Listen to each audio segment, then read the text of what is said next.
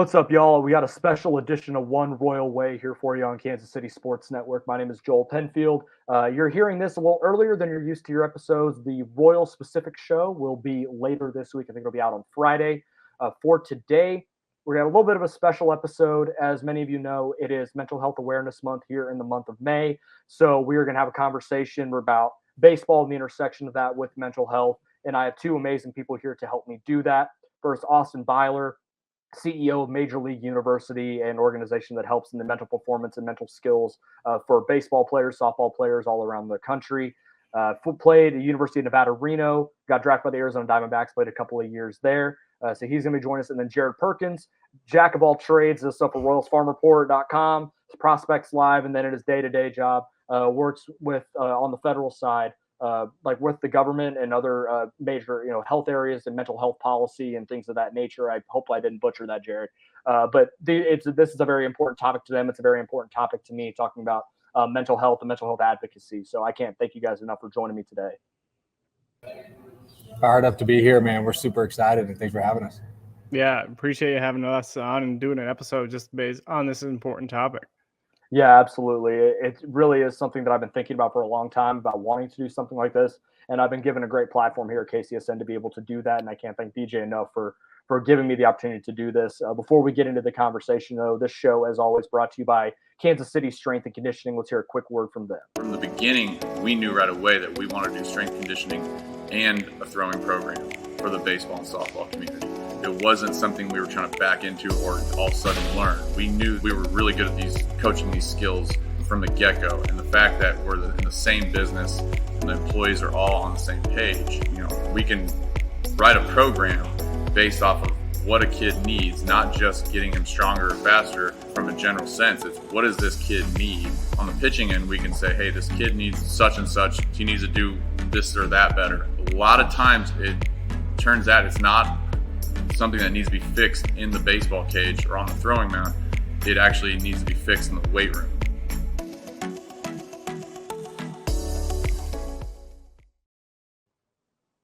Thank you again to KCSC, as always, for sponsoring this show. You got a baseball, softball player in the Kansas City area. Be sure to go check them out. All right, so to start this conversation, I guess we'll do a little bit of an introduction for guys that listeners that may not know who you both are and your journeys here. Austin, we'll start with you. So you played a little bit of pro ball and kind of moved into this role. Talk about your journey a little bit. Yeah, Joel. Well, first and foremost, man, thanks for having us here. For me, kind of played at the University of Nevada, Reno, 2011 to 15. Had the opportunity to be drafted twice in 2014 by the Nationals, decided to go back to school, and then was drafted by the Diamondbacks in 2015. Chose to go, obviously being a senior in high school or senior in college, kind of have to go in a way. And so went out with the Diamondbacks, dream come true, being a hometown kid in Phoenix, Arizona, and just always watching the Diamondbacks from when they first started to now even. And so for me, got to go into the professional ranks for a couple years. Played about 3.5 years there in the Diamondbacks system. Was released in 2018. Went out to play a little indie ball for about a month. Was released there, and then I just had this desire and burning passion. When we were sitting there, it was a crazy story. We were in a retirement home is where we were living. So they housed 3 of us on the team. And thankfully I was one of the 3 that got housed there. And while we were living there, we came up with this idea of, hey, let's start something for mental health and help athletes through mental health and mindset and different things, mental skill wise. It was really kind of foreign to us at the time, but I dealt with it myself, just going through anxiety, depression, and addiction, and seeing a lot of my teammates doing the same thing. And that's where we founded Major League University in 2018 to go help athletes at all levels, all ages, through the mindset, mental performance, and mental health just across the country. So it's been a crazy whirlwind of events, man. And now we're here in 2022 and seeing a lot of good growth and I hope impacting a lot of lives. That's really awesome. I love that you were inspired to do that. And that's part of the reason why you're sitting here today with me, because it means a lot to me as well, and something I want to get into at some point. Jared, you do stuff a little more on the professional side, like on the legality of mental health policy and advocacy and stuff. So talk through that a little bit. Oh, and you have some baseball background too, obviously. Yeah, so they kind of both intersected. I started working out in baseball. Worked for the Kansas City Royals for a few years, and then when I got to college, transitioned, worked for the Arizona State college team and the Nevada college baseball team. But at the time, while I was going to school, I was still a political science major, so I had the combo going. And as I started getting into my career in policy, I developed a passion for healthcare policy a lot through a mentor that we both have in Jake Wiskerson, who runs a marriage and family therapy clinic out in Reno. And so I've always was trying to figure out, okay, how can we impact people? This is a huge unmet need across the United States. And how can we find ways that we can really bridge the gap and get people access to care? And I noticed with a lot of the stories like that came out with Drew Robinson and then Danny Duffy and then multiple baseball players all started talking about the mental health battles that they were having while playing the game. And that's when I was like, okay, there's got to be an opportunity to share these stories more widely. And that's when I started writing a little bit more about the human side of baseball, covering like minor league housing, covering players losing their identity while they're playing the sport. And that's what really kind of led me to work with Austin at Major League University, just because of their mission to provide these mental skills to the next generation at a young age. So when they get to that potential level of being in college or being at the pro level, they have those mental skills to help them kind of get through those battles. And the same thing for life as well. So it's not just in the game, but how can they utilize those mental skills to help them with everyday life? That's really good stuff. That's awesome. So for me, I played baseball from the time I was T-ball all the way through high school. I was never fantastic, but passionately loved the game of baseball and still do to this day. And I always struggled with the mental side of the game. That was always like the biggest thing that hurt me so much. And I didn't realize it too much until I got older, that it was anxiety and depression, even from a young kid, at 9, 10 years old, that was the biggest reason why I was struggling. And it took me until I was 25 really getting back into going to therapy and talking through some of this stuff, that realizing how significant that was for me at a young age, that it wasn't just the mental side of the game, it was the mental health of myself that I didn't understand. So that's why I want to do this here now for people that maybe had similar issues or they have it in their personal life and they don't understand what it was. And this can be a light to somebody. I don't know, but it took a lot of soul searching, a lot of understanding to, going back years and years and years to understand how difficult this game is. And people talk about it all the time. Baseball is 90% mental, and it's so true.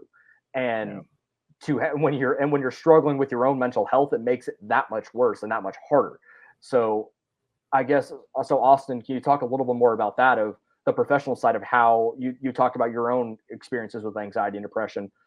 How difficult was that for you, especially when you got into pro ball, dealing with that? How did you cope with it in any way, I guess? Yeah, it was really tough, man. The first way that I coped with it was using prescription medications. And unfortunately, I don't want to say it was enforced or allowed, but it was easily looked over in the clubhouse. And there were a lot of situations where you can get away with doing those things because everybody's looking for an outlet. My outlet just happened to be prescription medications. Some other people's outlet was drinking at the bar till 2, 3 a.m., right? So everybody had their own type of coping mechanism within it. But I saw a lot of people who were just struggling, trying to find their own identity. And it was so wrapped up in the wins and the loss, the hits or the not hits, the good outing or the bad outing, instead of who you are as a person and what your mission and what your values are on life. And so that was a real eye-opener for me. And I struggled with it for a long time, man. But in 2018, I was introduced to this pastor, this fellowship of the Christian athletes down in Arizona. And this guy invited me to a Bible study. I didn't know what it was about. And I went, and it was a bunch of other pro dudes, a couple like 2, 3-time World Series winners sitting there sharing their same stories, battles, and their things that they've dealt with in their past. And it was like, man, you're speaking my language. Like, I literally just went through all this. I'm going through it right now. And so at that moment, I felt like I had a brotherhood and a connection with other people who could relate to me and who were dealing with some of those same pressures and struggles and stresses that I was dealing with as a professional athlete. And going into that next spring, I started the gratitude journal. I started slowly with my meditation and gratitude and just kind of starting to build some more skills into my life that were more productive. And I started to see this huge shift in my mindset, huge shift in my mentality and my energy. And I took it into that spring season, man. And that's really where everything started to shape. I always joke I had the worst year of my life in indie ball. I was like 452, I was hitting horrible.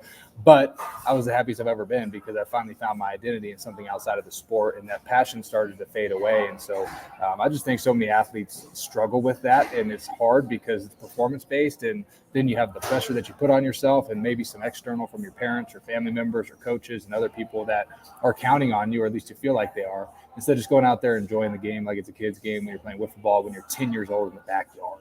Right. So that was kind of that first moment getting into that. But that's really been our main mission, man, as to how do we help more athletes get access to things like this and then hear a personal testimony. And you can learn everything in the classroom, but unless you go through it, you don't know exactly how it feels. You can have the perfect antidote in your master's degree, but guess what? When you go through that experience, you got to find a way to get through it, and you find that support system. That is the ultimate cure and healing process. So I think for me, it's just sharing that experience. Like, look, I'm not some crazy doctorate in this stuff, but I have life experience in it, and I know what it looks like, and I know the things that I've dealt with and how you can help get yourself on that right track.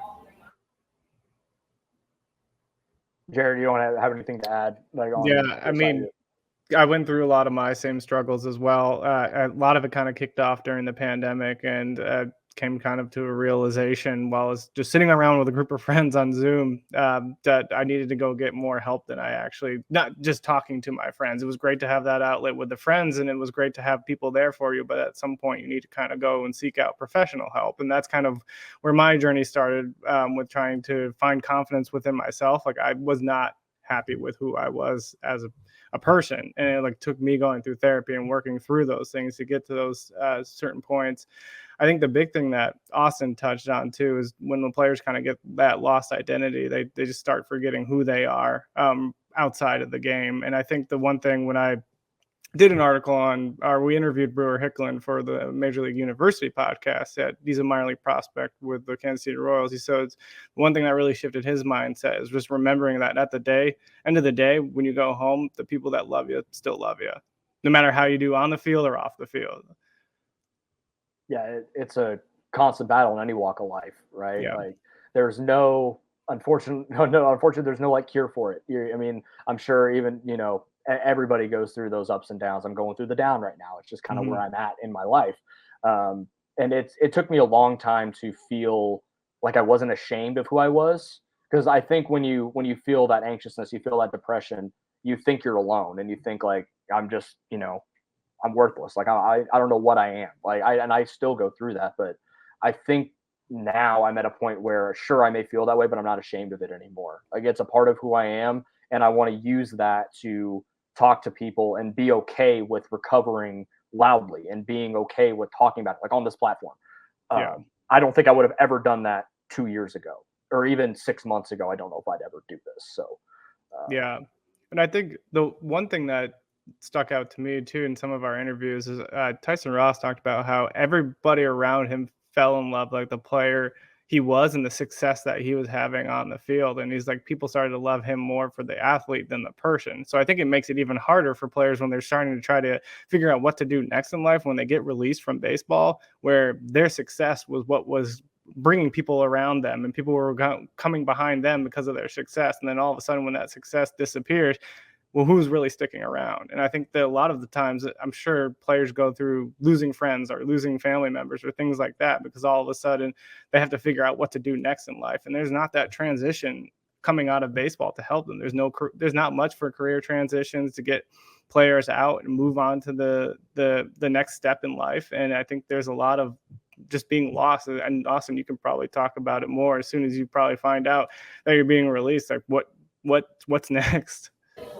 It's crazy because you walk into the clubhouse and your locker's not there. It's filled with somebody else's name and somebody else's stuff. And it's 7 a.m. in the morning. And you're like, whoa, where'd my stuff go? I was just in this locker room right here. And then first instinct, you're like, okay, I probably got released. But then the optimist in you is like, I'm going to check every other locker room to see if my name got moved somewhere else. Because sometimes they move it around, or maybe got moved up or moved down, and that's okay. And I remember just walking through each clubhouse, all 4 of them, and I don't see my name anywhere. And then I go into the clubby and they're like, hey man, we're sorry, but you were released this morning. Here's your bags. They're perfectly packed, probably better than I'd pack them. And then you leave, you walk out, and then you see all your friends and teammates coming in as you're leaving, and everybody starts crying. And it's just a crazy deal. But Jared, you hit it on the head, man. who are you after the game ends? Like when the game leaves you, who are you? When your job leaves you, who are you? When your cool title leaves you, who are you? And I think a lot of people in our world find value in their titles or the business plans or the structures that they have instead of just being that person that you're meant to be. Like Jared said, man, it's so powerful when you find that. And when you do find that, you step into your greatest version of yourself and you can truly be genuine with other people. So I think things like you're doing, man, are so powerful. So I mentioned it at the very beginning of this. Like baseball is an incredibly mental game, and it feels like that's even more exacerbated by what the minor leagues. And things are getting better now, but and I can't imagine how many like guys that you were playing with, Austin. There were like 7 dudes in the 2-bedroom apartment, and you're eating PB&Js and hoping that maybe there's enough hot dogs and left over after the game to eat up in the the clubhouse from the concession stand and things like that. And all of the having to pay for housing, I'm going to pay for a hotel, I'm going to pay clubby fees and all that stuff, and having money left over. Like, what am I going to do?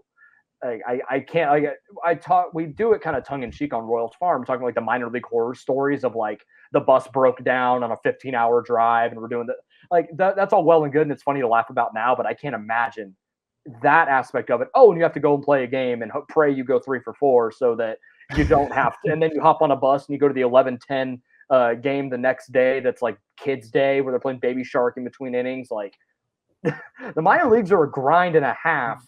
I can't imagine that's good for anybody's mental health. Not at all. You're spot on there. I remember showing up to we had Kids Day in Kane County, Illinois, and that was actually a great day because I did okay. But it was like going back to identity, right? Your stats and your results. But it was crazy. There's 12,000 little kids and they're screaming Baby Shark, and you're sitting there like, dude, we played on a 12-game bender here. I'm freaking gassed, and then we got to go perform. And oh, by the way, Tony La Russa's in the stands making decisions. It's like, hey, you go to these things, and I remember going to Clinton, Iowa, and we walk in, and there's bed bugs. There's literally blood on the towel when we walk into the room, and it smells like cow poo everywhere. And good luck, you got to go face the top 3 prospects from the Mariners organization that weekend on the mound. And you're like, okay, I can't even see. There's no batter's eye. Like, what do we do here? So people just don't see the behind the scenes to it. But when you're going through it, it's definitely a grind. But once you get through it, man, it creates these really cool stories and memories that you can share with people and laugh about and experience. But for the mental health of an athlete, especially in the minor leagues, I mean, you just feel like you're forgotten sometimes. You feel like you are an outcast, even though you're still a professional in your sport, and you're one of the less than 0.5% of people that ever get the chance to even do this. You still feel like you're left out and that you don't belong, you don't have value. So I think it's even more important for us to, when we're younger, is to build our foundation and our identity and things outside of the sports, and use the sports as an avenue and a platform to go do good with. Yeah, I think the one thing that I always kind of reflect on is baseball always has a tendency to reflect society as a whole, the good and the bad. So you think about like what the minor leaguers were going through in terms of access to housing or access to quality food. People are going through that on an everyday basis. And like that's something people can relate to every single day. And it's in like normal, common people. And so you think about those issues that like Austin talked about, like the adequate housing, like there's a correlation there between having quality mental health. There's studies out there that show that if you have adequate housing and you have adequate access to food, that you have better mental health and better physical health as well. And so if you think about all those things that happen in the game that are good and that are bad, they always reflect kind of what's going on in society. And that's why I've always loved baseball, because of that reason. Yeah, it does feel like that conversation is shifting a little bit, and people are recognizing how difficult it is for minor leaguers to sustain for a full season, especially ones that like have families. I have a buddy in Double-A right now for the Mets, and he's married with twin girls, and he's just been grinding in Double-A for the last couple of years, and talks about like he comes home and does camp after camp after camp after camp after camp just to build up money so he can go and chase this thing, and hopefully he can get to the big leagues. But people talk so often about baseball being a kid's game, and these guys should be grateful that they get to go out and do this as a profession. It's like, well, you got to be compensated properly too, right? Like there's that balance there. And I think social media has done a great job of players have a platform to show like, hey, this is where I just stayed tonight. Like this is unacceptable. And teams are now they're bumping up salaries. They're doing more food stipends. They're, they're building apartment complexes near the stadium so that you can have, four guys in a hotel, but they each have a room. Or like the Royals and the Rangers have their like apartment complex in Surprise at the facility for the minor leaguers not having to worry about it anymore. So things like that are helping move that conversation forward, I think. And people are realizing now, like, these guys need a little more help than just playing a kid's game. Yeah. And I think you saw the reaction by a lot of the players when the new minor league housing policy that was put into place this year. I mean, think about just getting a good night's sleep and how that can impact your performance on the field. I mean, that's huge right there in itself. Yeah, it's huge. It's good to see the conversation start to move in a good direction and see more people kind of raising that awareness, and a lot of people doing things about it, which is being proactive about it. So I think just like you're right, man, the good night's sleep, you go through it all the time. It's like, even if I don't get a good night's sleep now, I'm still cranky in the morning, right? It's like, now you got to go face 97 with cut coming in on your hand and a nasty breaker. And, oh, by the way, the 3 Dominicans in the bullpen are even better. So you're like, all right, here we go, strap it on. So it's definitely interesting, man, but it's definitely moving in the right direction. I think the one thing that you see that's happening in a lot of the different organizations is the role of mental performance coaches. We talked to a couple of them that we've had on the Major League University podcast, and they're playing a more significant role in the coaching staff for baseball teams. And yet, again, I think how Kellen Lee from the San Francisco Giants, he's a minor league mental performance coach. He talked about it. There's a blurred line between mental performance coaching and professional behavioral health providers. And he kind of talked about how there are 2 lanes on a highway, and you can kind of merge into one or the other. You can be in mental performance and try to use your mind to help you perform better on the field, but you also can veer into needing actual behavioral health support. And so I think it's good to have those mental performance coaches, because they're on the field with the players every day and get to develop those relationships. And if the mental performance coaches can start picking up on signs that hey, they might need more support, that can be a good referral to get people into behavioral health care. And I think more and more teams are having these people on staff. They become because it's always about trying to get people in the door. So if you develop those relationships of trust with players, a player can feel comfortable going to a mental performance coach or going to someone where they'd be like, hey, I need more help outside than just my performance on the field. That gives them an opportunity to all of a sudden be a referral source to the support that they need. And I think that's huge. And more teams are actually putting together full-fledged mental performance teams. I think the Tampa Bay Rays have someone at each level. I think there's other teams who have a little bit more capacity than others, but they're all starting to move towards that direction. And some teams, I think the Kansas City Royals have an assistant director of behavioral health and a director of behavioral health. So they have actual mental health providers on staff.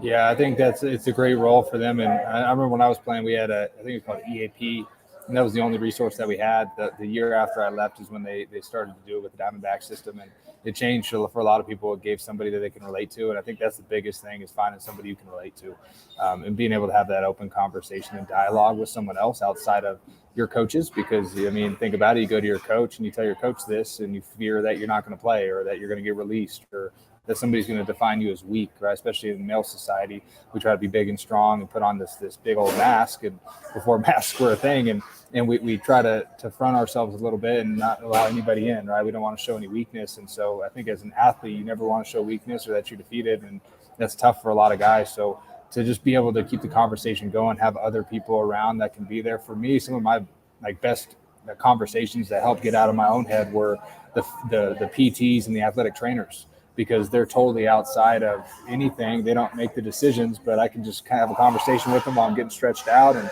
doing some things, and just have a conversation with somebody else that I felt safe with, right? I felt comfortable with. I felt like I could express how I felt in those moments. So I think just having those types of resources around, and then training our coaches as well to just have some things to be able to see the signs, right? And I think everybody deals with this stuff, but how can we build a foundation, and how can we help each other through this process? And even just something that the Giants did last year with Drew Robinson, whose story is crazy, remarkable. Essentially, he's now using his second chance at life to be a mental health advocate for the Giants. He retired in the middle of last season, and they just made a role for him. It is just a kind of like a roving mental health coach, just person to talk to, if nothing else. And I think having that resource as well is so important, of just somebody that gets it. They've done the grind in the minor leagues. They played every day. They played in the big leagues. They know what it looks like to be really, really depressed and very, struggling with their mental health while going out every day and getting 4 at bats. And so I think having someone the fact that he is using his platform in that way is so inspiring. But the fact that Giants saw that he could do that and allowed him to do that is just as inspiring as well. Yeah, he's got one of. Oh, sorry. No, go ahead, Perk. You're good. I was gonna say, yeah, he's got an extremely powerful story, and I think it reflects on a lot of times when people are going through their mental health battles. It's not wanting to feel alone, and just having some kind of resource or some kind of community that you feel like you can go to when you're having those moments or those times of you just can't get out of the depression or you can't get out of the down. And I think a lot of times, if you can get more people in the organization that players can start trusting and feeling like they can go to every single day. I mean, we talked to the University of Georgia baseball head coach, and he said he has the kids come into his office and talk to them one-on-one because he knows they won't talk to them about anything that's happening in their personal life on the field. Because why would they want to, or why would they feel comfortable doing that? So he's like, I have them come into my office and just have a heart-to-heart. Even if we don't talk about anything, we just talk about baseball. I just let them know my door's open, and I just force them to come in and just talk to me. Because a lot of times that's what anyone needs. And Brewer Hickelin talked about it too when he was going through his experience last year. He just needed someone to talk to. And a lot of times that's like the first step. Yeah, I love that piece, Perk, because you don't have to be you don't have to be a sports psychologist, you don't have to be a licensed therapist, you don't have to be a professor. Like you can literally be a 12 and under travel ball baseball coach, but if you just get to know your players and help them in whatever way and just be a positive asset to them, you might be saving somebody's life. And I think that's an important piece to note, is that there's a lot of coaches out there who feel like they're not qualified to go do some of these things. You're not qualified to teach meditation or qualified to teach visualization or qualified to talk on gratitude or whatever it might be, just because of maybe the stigma or whatever it might be, right? But if you have the platform, if you have people under you, you have influence. And if you have a team, if you're a head of a team, especially a head coach or an assistant coach, you have a ton of influence over your players. And if we can use that influence in a positive way without yelling and screaming down their throat, but rather lifting them up and building them up, I mean, everybody can be a positive leader in this and help shape that next generation. I think that's something that we're really trying to do is, hey, great, we get to work with a lot of the college programs. It's awesome. It's been a lot of fun. We stay out of the pro ball scene for the most part, unless it's some one-on-one stuff. But it's more of like, how can we build the youth and the high school kids to give them some of those resources? Like you said earlier, Joel, somebody who's been in their shoes, who's experienced it with Coach Ray as well, being a coach and a college athlete. I'm going through the ups and downs of everything in that. And how can we build these kids up so when they get to that next level, they've got people that care about them. They know maybe a little bit more about themselves, more self-aware, and then they can go out and shine on that field and be prepared. So I think that's a big thing to know that you said, Perk. It's like, hey, open door policy. Let's like invite this in. And as a teammate, instead of just being the person who's shaming each other or like pushing them aside, let's open up those conversations and those doors for us to have healthy conversations like that. And I think people can really relate to that. And that's where a lot of change starts to happen. That first conversation, or like being willing to open up like that, is so hard. And that, but being open and honest and at least having that open door policy matters so much to anybody. And that's in any walk of life, right? Like just being able to say, I am struggling right now. Those 5 words or whatever are so hard to say to somebody. Like it could be your significant other, it could be your parent, it could be your sibling, it could be your coworker. But being able to just have that person that you trust, whether that's a coach, a parent, whoever, coworker, whoever it is, that's the first step in being able to heal and being able to know that somebody understands that you're not alone in whatever you're going through. Yeah, I think, and Perk, I'll let you kind of hit on this too, because you're making like the really massive waves with the actual policies that make all of this stuff available. Like I have so much respect for what you do, and it goes to just like you said, Joel. You kind of said, hey, when you're there and you can have that conversation, you can relate. It's really hard for somebody to open up. And I remember my first time trying to share my story, I thought I'd be really judged, like harshly judged and never welcome back. But when I opened up and was vulnerable and shared it for the first time, and who knows where I was all over the place with it. But when I opened up and shared the struggles that I've been through, I had kids coming up to me and saying, hey, like that impacted me because I feel alone today. Or I've been struggling with drug abuse and I'm 17 years old. right? Like we just turn a blind eye to it and think, it won't happen to our kid or it won't happen here. But the reality is there's more of this stuff going on in society today than there's ever been. And I think just with the distractions and the social medias and those types of things, it's really easy to want to put up that Instagram life and try and look like you're perfect. But in reality, I mean, none of us are perfect. We all struggle. We all have things that we fall short on. I still do to this day, man. Like even this last week's been a challenge, right? You sit here in the downs, like we've been grinding, right? It's been crazy. And it's like, hey, but we have people around us. We have mentors that we can turn to. We have people that we can speak to, and just a great support system. My fiance is incredible, and just having people that I can just vent to a little bit and get it off my chest gets it out of my head and allows me to be a little more free. So I think just encouraging people to speak up. You're not going to look stupid. Be vulnerable. Like it's okay to be vulnerable. I think that's the ultimate sign of courage. Yeah, and I think the one thing it kind of hits on too is thinking about next steps and how do we help provide the tools to the people who need them that are going to be handling these situations. Because you think about college coaches, a lot of times the athletes, the first person they're going to when they're having a mental health battle, they're going to their coach. It's a person that they trust. It's not their family. It's not anybody else. And so there's a lot of pressure that's put on those coaches in order to handle those situations and know what the right steps are to take. And one thing that we've always kind of been advocating for in the mental health policy space is increasing training in schools for teachers and increasing training in athletics for coaches and things like that to make sure they have the tools necessary and the resources necessary to help those kids when they're struggling with those times of mental health battles. Because a lot of times we expect those coaches to know how to respond, and a lot of they've never handled that situation before in their entire life. So if we're going to be destigmatizing mental health, which we should be, and we want more people to talk about it, we also need to provide the training and the tools that are necessary to help those who do encounter people with mental health battles and ways that they can be a resource and be helpful to the person who's going through that struggle. Yeah, it needs to be a foundation, man. I think where we're missing is the school system. We're not teaching a lot of these things. I mean, what would it take for every single homeroom teacher in first grade to give you the first 5 minutes to write down 3 things that you're thankful for? Every kid knows what it is. They're going to learn it. And if they don't, and they're such sponges that you can just say, hey, I'm grateful for the sun outside, for my family, and to teach you guys. And then you put a big smile on your face. The next thing you know, these kids are writing these things down, and it's programming, right? It's getting programmed and logged into their mind. And now when they're 13, 15, 17, it's like, hey, what happened when Miss Sally was my teacher and she told us to think about the things we're grateful for because it brings us joy?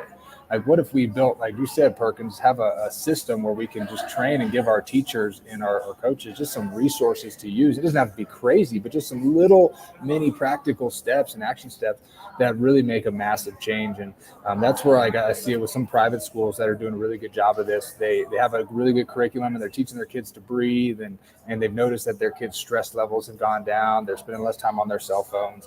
They're having more fun together and connected with each other, and they just feel better. Right. And I think for all of us, even our family members and our parents, they can take a nugget out of this as far as like, hey, let's put the phones away and focus on the people that are right in front of us and the ones who really matter in our life. And just having those steps, man, I think it's so key.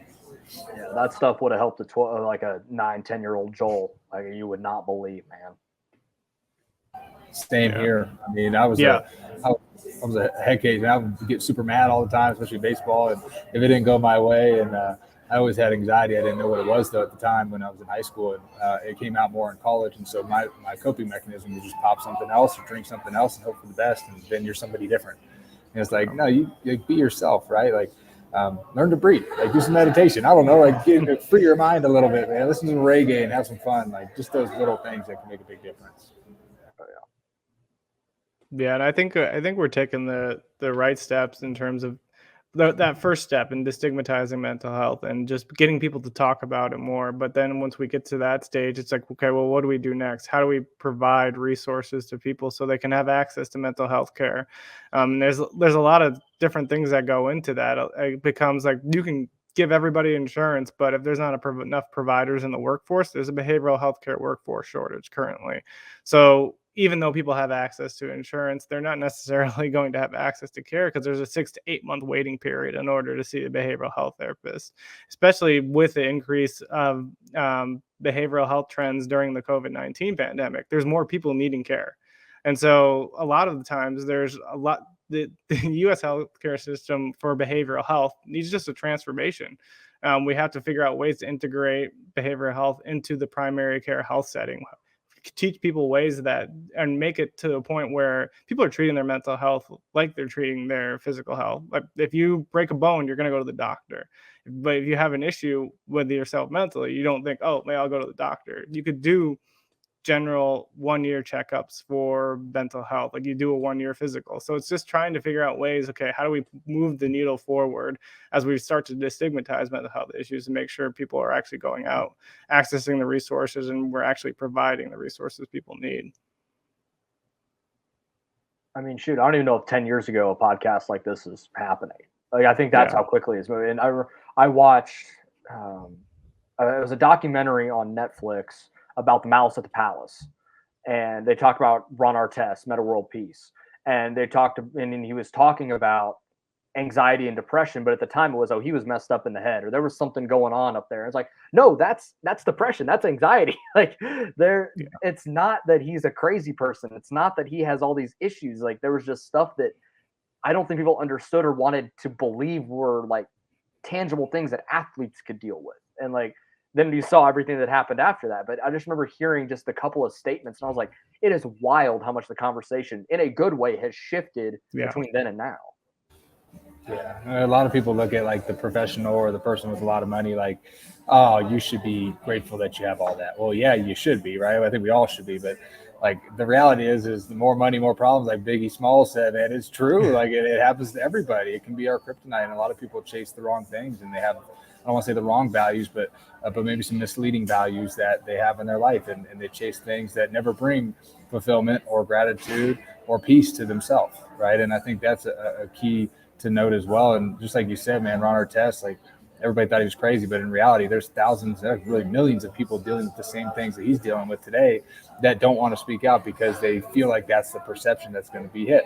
And so they tuck away until they keep carrying all this baggage. I heard it really, really good. And there's this pastor that spoke at one of our church settings, and we're talking about anxiety and carrying baggage. And he's like, imagine you're going through TSA, and I fly a lot, so it really is like a great picture for me. And you're going through TSA, you got your 2 bags, you put them up on the little thing going through the security check, and the first bag gets through, you get through the metal detector, and then the second bag, ding, ding, ding, the TSA person comes over and grabs a little bag and takes you over to the corner, and you're like, uh-oh, what did I do, right? You're like, oh, great.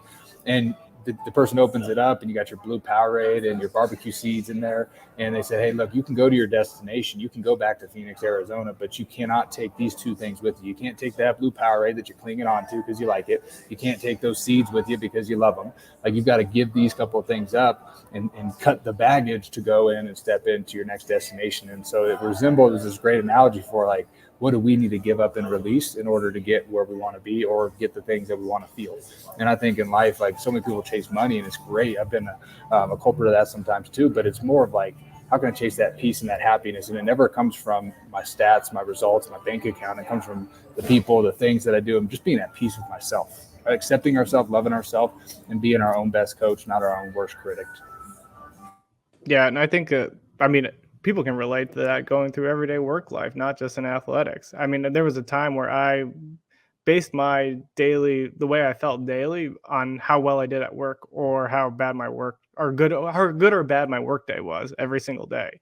And then so it's just like as you start to get older, you're like, okay, well, there's more to my life than my job. You start having a partner, you start having kids, you start thinking about all these things and all these other external factors that make you so much more than you are in your 9 to 5 or your performance on the field. There's just so much more around you, and there's hobbies and there's passions, there's things that are just encapsulate a human that just make them more than the athlete or more than the job working professional. All right, so I don't want to talk too much in circles, but I think we have a really good foundation for a conversation here. So we can go to some final thoughts here, and I'll just catch up with this question of, for anybody listening here, what's the one message that you want to get across that you hope people can take from this? I think for me and Jared, you can speak on yours as well, is like never lose that belief in yourself.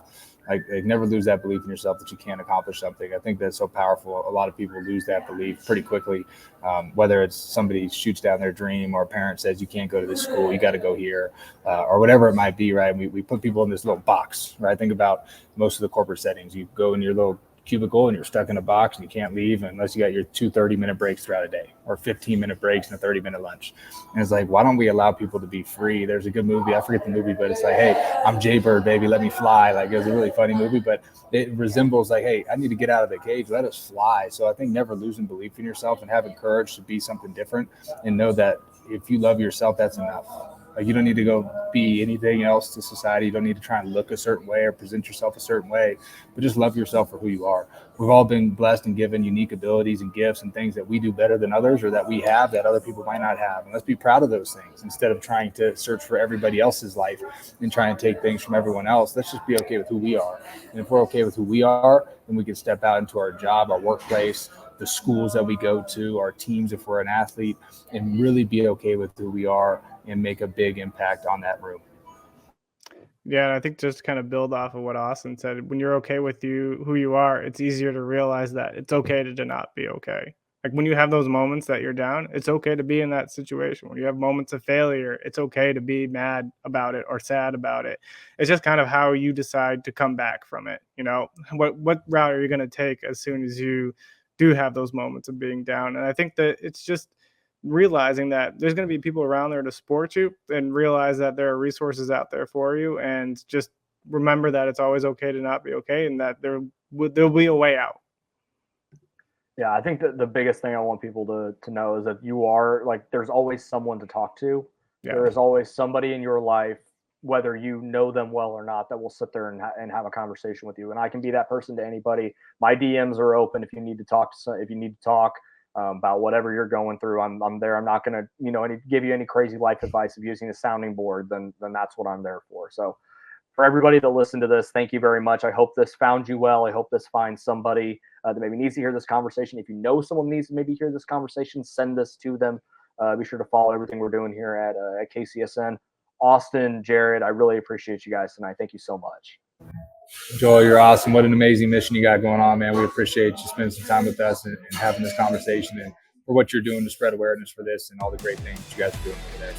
So we appreciate you, man. Thank you.